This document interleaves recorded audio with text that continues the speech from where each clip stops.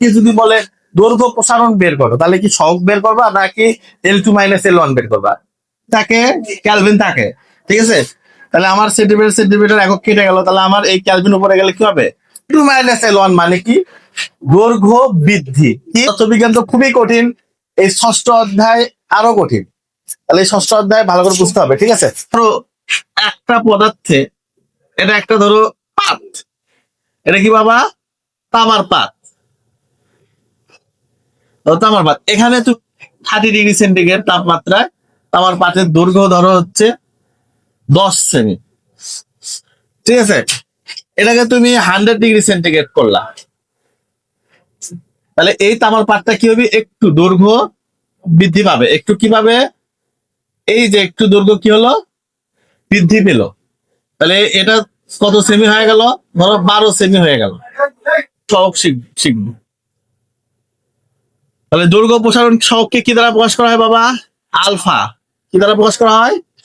Alpha. তাহলে দেখো alpha, এটা সিস্টেমটা হচ্ছে ডেল্টা এল। যেহেতু দৈর্ঘ্যের পরিবর্তন করছে, কিসের পরিবর্তন করছে বাবা? দৈর্ঘ্যের পরিবর্তন। তাহলে এইটাকে পরিবর্তনকে আমরা কি ধরতে পারি? Delta L divided L1 into কি? ডেল্টা টি। ডেল্টা এল কে বাবা দেখো তাহলে কি হবে? L2 - L1 divided L1 into কি? ডেল্টা টি মানে কি? T2 - C1। তাহলে এখানে এর রাশি পরিস্থিতি কি হবে? দেখো এখানে L1 যেটা, এটা কি বাবা? আদি দৈর্ঘ্য। এই যে 10 সেন্টিমিটার ছিল না, এটা কত? আদি দৈর্ঘ্য। আদি দৈর্ঘ্য। তাহলে L2 মানে কি বাবা? পরিবর্তিত দৈর্ঘ্য, যেটা কত? 12 সেমি হয়েছে, ঠিক আছে।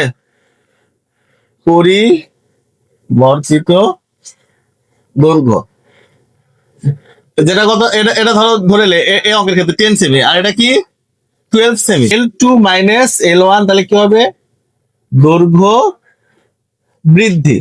তাহলে তুমি যদি এটা বিয়োগ করো তাহলে কত হচ্ছে? 2 সেমি দৈর্ঘ্য বৃদ্ধি পাইছে এখানে, এই ক্ষেত্রে, ঠিক না? T1 মানে কত? আদি তাপমাত্রা। আদি পরিবর্তিত কি? T2 - T1 তাহলে কি হবে? তাপমাত্রা বৃদ্ধি।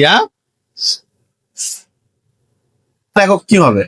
তাহলে উপরে দেখো ডেল্টা এল এর একক কি বাবা? সেন্টিমিটার পার ক্যালভিন। দৈর্ঘ্য প্রসারণ আলফাকে কি বলা হয়? দৈর্ঘ্য প্রসারণ সহগ এর একক কি বাবা? পার ক্যালভিন। এখন